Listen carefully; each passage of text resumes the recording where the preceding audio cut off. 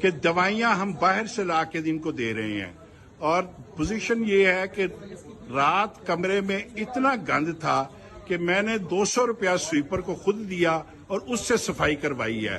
Spray میں نے ان کو خود باہر سے پرووائڈ کیا ہے، ماسکیٹو سپرے بھی میں نے ان کو باہر سے پرووائڈ کیا ہے، اور یہ صورتحال بنی ہوئی ہے۔ یہ صرف کروڑوں اور اربوں کا فنڈز کھانے کے لیے ڈاکٹر انصر اور اس کی ٹیم نے یہاں پہ ڈرامہ رچایا ہوا ہے۔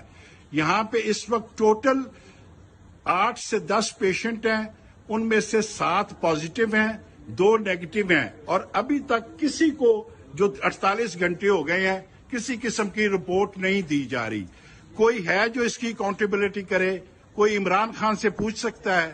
کوئی ان کے تمام جو ظفر مرزا صاحب اوپر بیٹھے ہوئے ہیں ان سے کوئی پوچھ سکتا ہے کہ یہ کیا ہو رہا ہے؟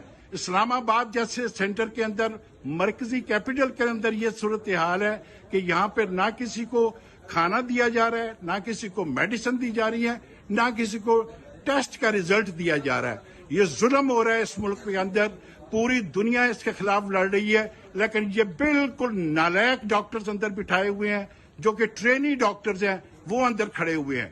مہربانی کریں اس کے خلاف پوری قوم آواز اٹھائے۔